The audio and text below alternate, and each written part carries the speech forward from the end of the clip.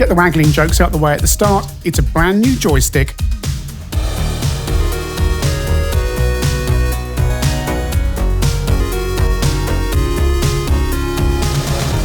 Our joysticks.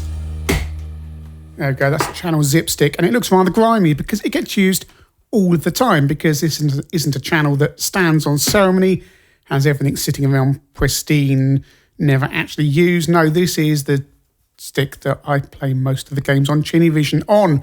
Well, until recently, when a superb guy called, I use this channel name, Mark Fixes Stuff, you may have heard of him, sent me a present in the post. And I've been testing this. This was probably, well over 6 months, probably more like 9 months ago he sent me this. But this is a Arcader joystick from Retroradionics, like Sinclair Radionics. It looks very similar to a Zipstick, which gives it a good form factor kind of advantage, because some people like different joysticks. I've got Competition Pros.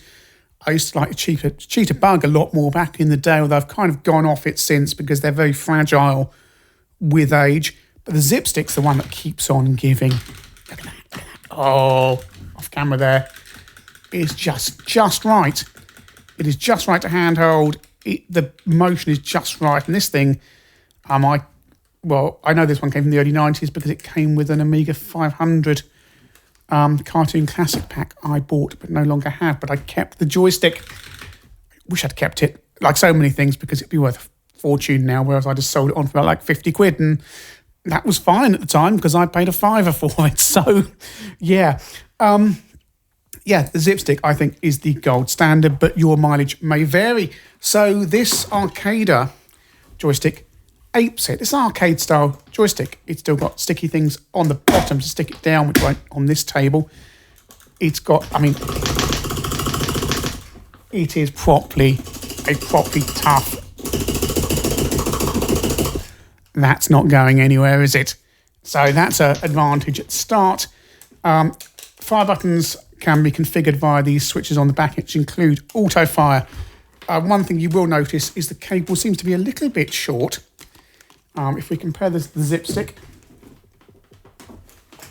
here,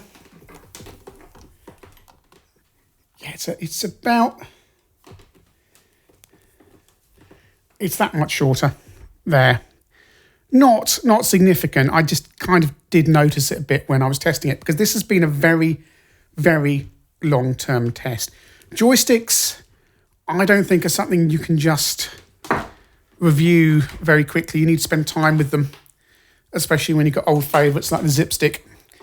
Plus, there were reasons that we'll come on to that this was a very, very long-term test. I played quite a few games on it. In fact, we have a poke around inside. Initial impressions are very good. You'll see some footage of me playing Nigel Mansell on my A1200, I think. Recorded that several months ago as well.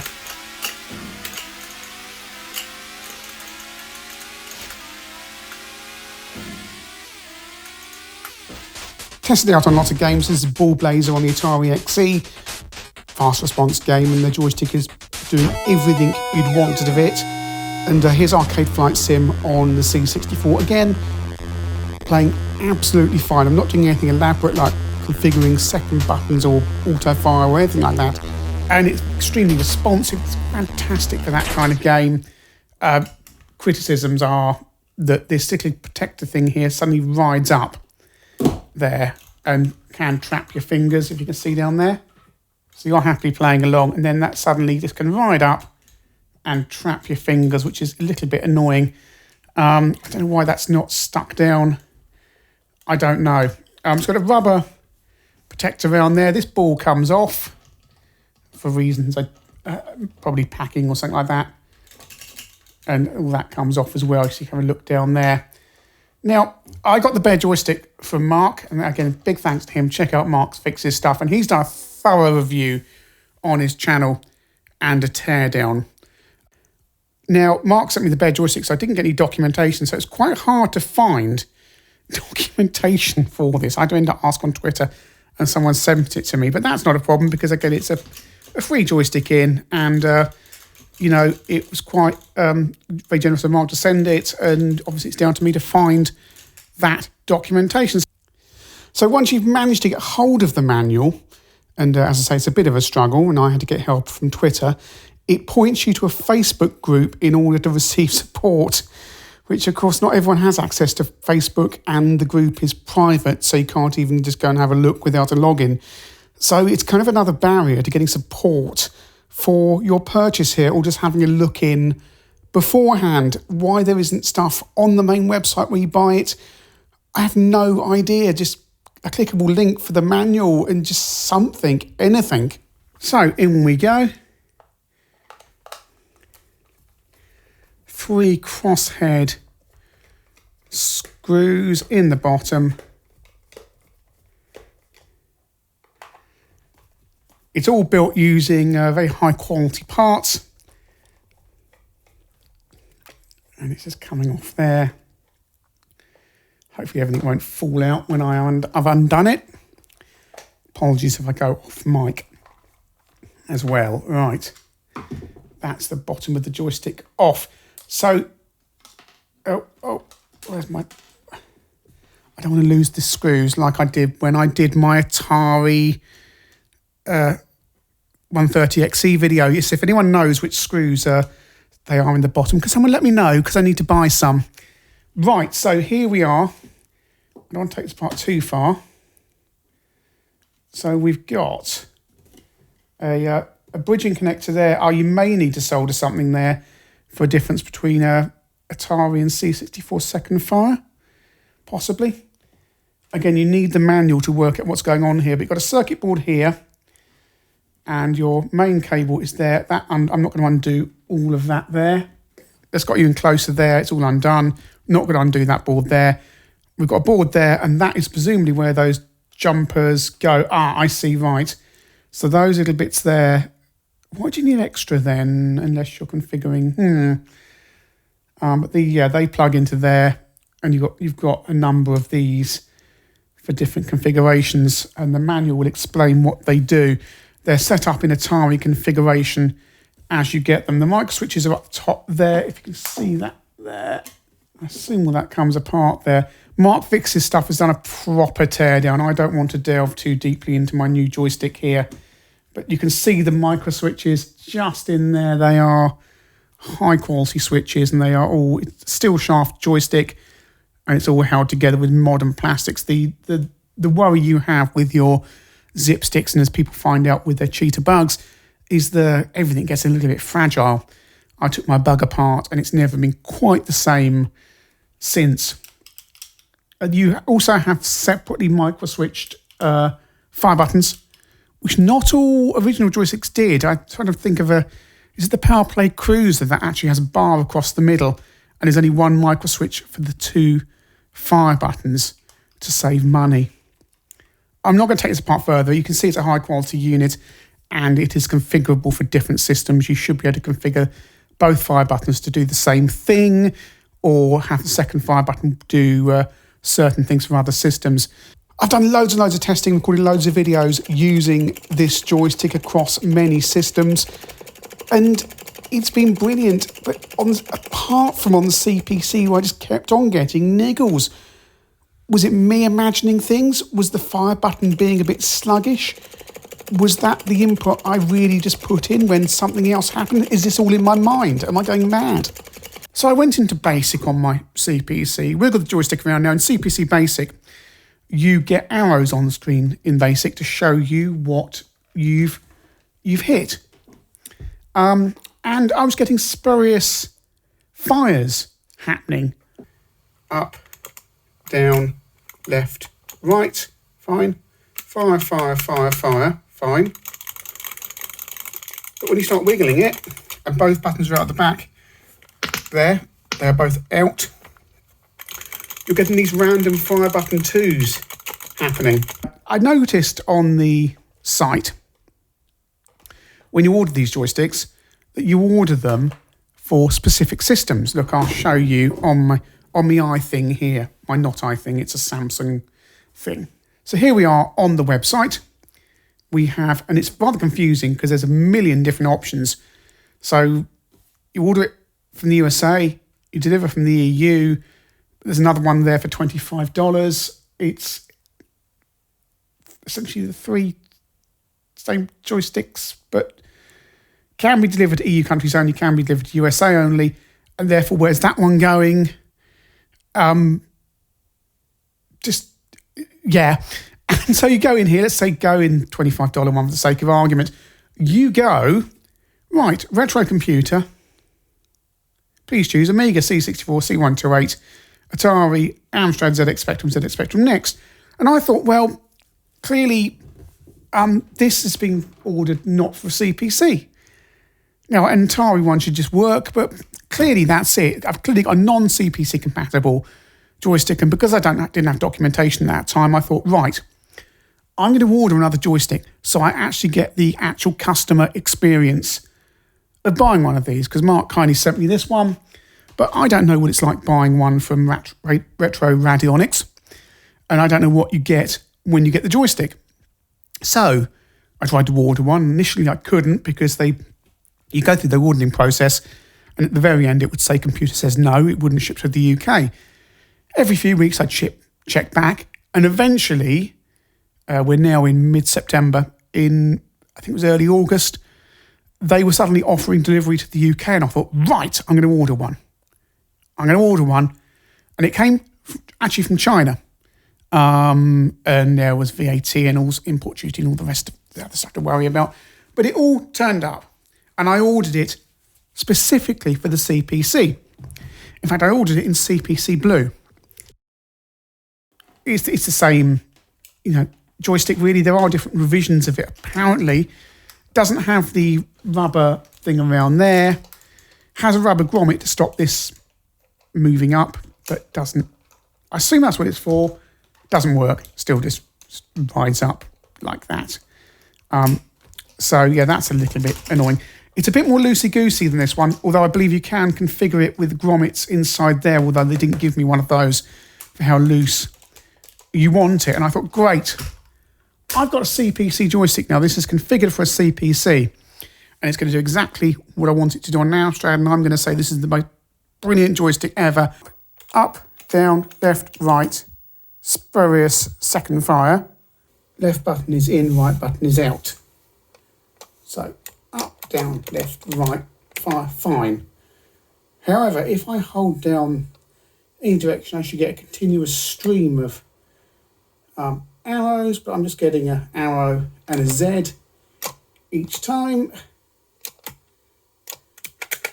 Then I'm getting fire button registration there.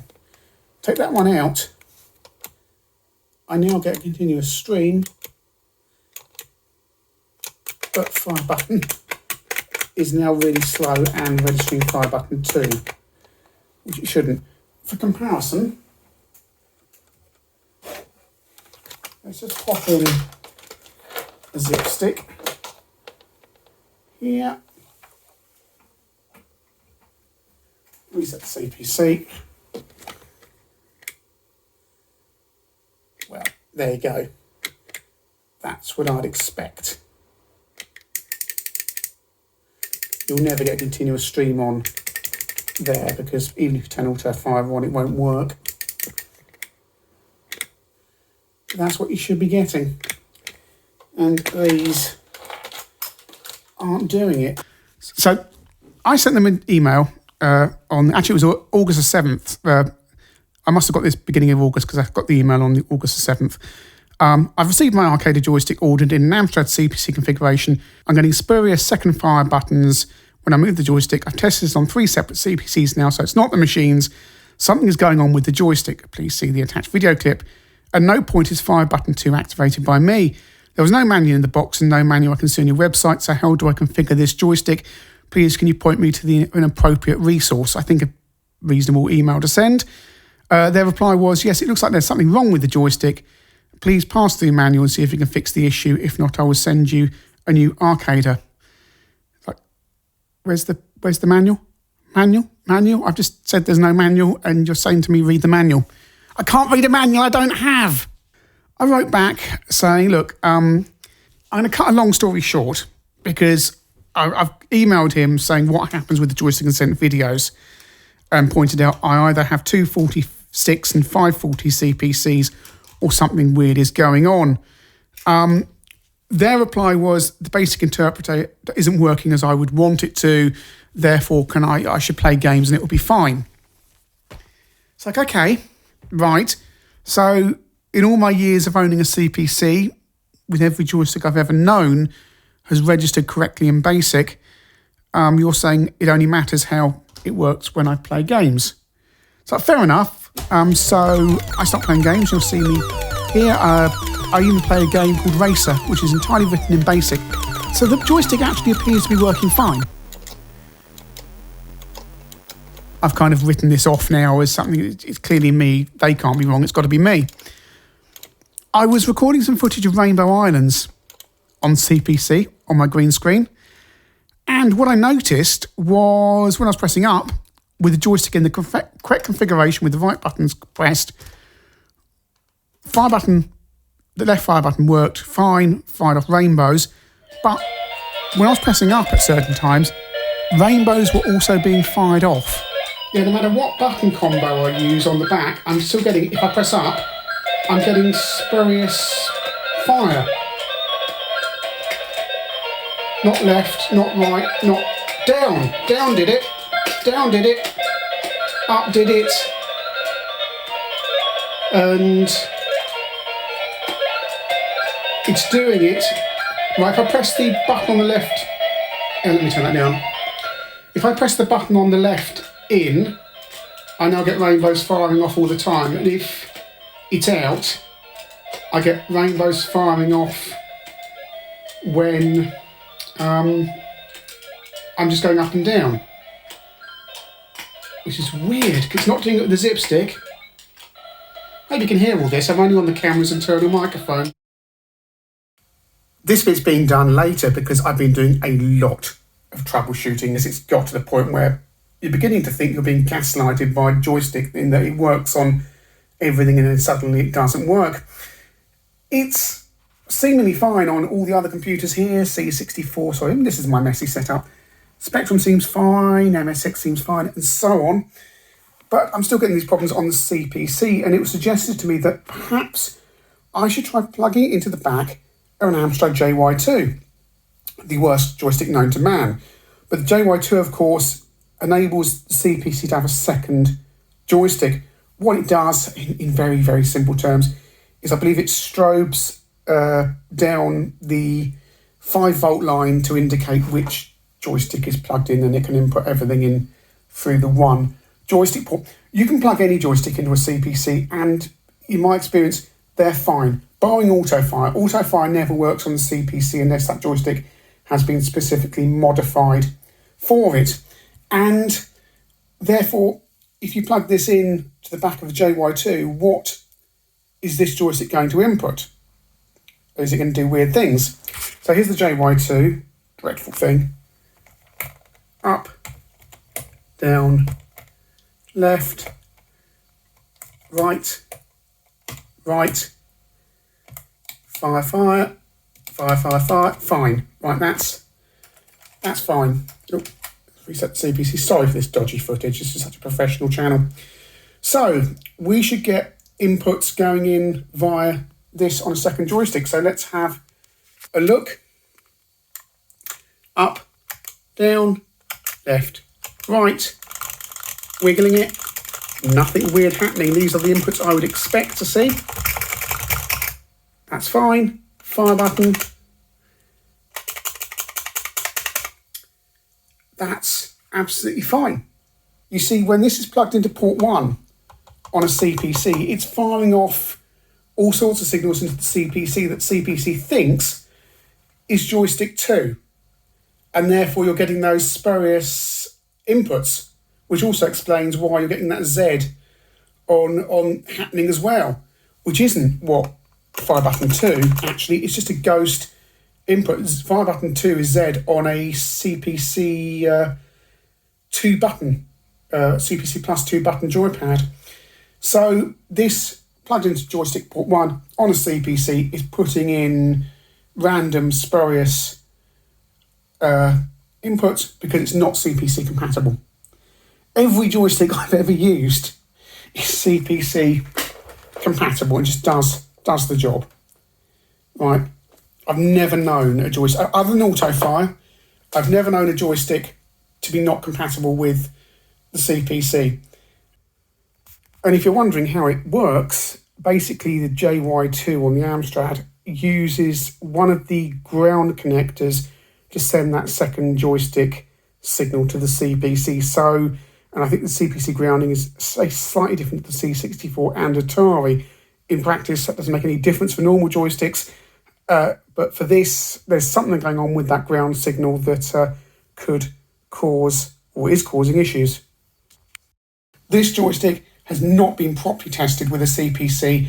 It is not Amstrad compatible. Do not buy an Arcader if you have an Amstrad CPC unless you fancy getting out your soldering iron and fixing whatever problem there is with it. And this bit's being recorded just a couple of weeks later because over on the ChinnyVision Discord, we have been looking at this joystick, the Arcader, and trying to work out why it's playing up with the CPC. And the best guess we've got is that the variable auto fire circuitry that you can adjust is causing the problem, because if you turn the potentiometer that controls this variable auto fire down internally, the joystick seems to work okay on the CPC. Again, it's not ideal really, is it, to have to turn that circuitry off, not even a note inside saying, or in the manual saying, if you have a CPC, turn this down. And we still don't know on long-term testing if it's going to stop the problem completely. It seems to, but who knows? So that's a look at the Retroradionics Arcader joystick, and boy, it's taken me a while, and sorry this video has been very disjointed, but if I say I started this endeavour back in March according to the file dates and just getting that second joystick and really testing this thing out, then you appreciate why it's taken me till the end of September to get this all together. And, well, on the plus side, it's an incredibly well-built joystick. It's good value for money for what it is, depending where you are in the world, of course, with VAT and all that stuff these days. But compared to a joystick back in the day, yeah, it's not that bad at all. And it's so frustrating because so much of it has been properly thought through. The dust cover thing riding up is really annoying, and I just don't see why. It's annoying that's just a thing when everything else has been thought out. Yes, it's easy to knock the switches on the back when you're playing. I've done that a few times. But on your Amiga, your ST, your Spectrum and so on, it seems to work absolutely fine. If you think this is going to be a good joystick for your system and you don't think there's going to be an incompatibility problem, then I thoroughly recommend it. However, I focused a lot on the CPC in this video, and for good reason, because the joystick seemed to work flawlessly on every other system. On the Amstrad, as I kept on saying, I've got a box of joysticks outside, 30 or so. They'll work fine and all behave exactly as I'd expect, barring auto fire. Basically, back in the day, you could buy any joystick, plug it into your CPC, it would work. However, as we've seen, the Arcader superficially appears to work on the Amstrad, and indeed it's sold as an Amstrad compatible joystick, and yet it is not Amstrad compatible. Not unless you plug it in as a second joystick via the JY2. This is something I've never seen in 35, 36 years of CPC ownership, having to plug a joystick into a JY2 to get it to behave properly. For all that smart stuff inside the joystick, there is something going on with the wiring that it is sending signals out that the CPC is misinterpreting as ghost inputs or something. You saw it in Rainbow Islands, and it's very hard to track down, but it goes away when you plug it into a JY2. And that's an enormous shame, because along with that lack of documentation and the support being hidden away on Facebook in a lockdown group, it makes you think that they're saying they've got compatibility when they haven't properly tested it, and it's not properly supported. And that's a huge shame. If you're technically capable enough to mod this for your Amstrad, then by all means, get one. And incidentally, you may think this is just a CPC issue that I'm banging on about as a boring old Amstrad user, but think about machines like the Commodore Plus 4 that have their joystick ports controlled by the TED chip and are notorious for getting fried just by someone basically looking anywhere near those pins. Potentially, this could fry something like a Plus 4. There's a lot of questions to be asked here. I wanted this joystick to be the best thing ever, and on most of my systems, it's absolutely fantastic, although I can't rule out if it's not putting up weird inputs into those systems as well. It's taken me this long to get the CPC stuff nailed down right. I'm not going to spend another 3 months trying to nail it down for, if it's doing weird things with the Spectrum or C64. Superficial testing seems to suggest it's okay, but who knows? As an Amstrad fan, I'm hugely disappointed. This joystick has let me down enormously, and if you think, like I say, this joystick is going to be fine with your system, then go ahead and get one. If you've got an Amstrad, sorry, no matter what they say on their website, this joystick is not compatible with the original Amstrad CPC range.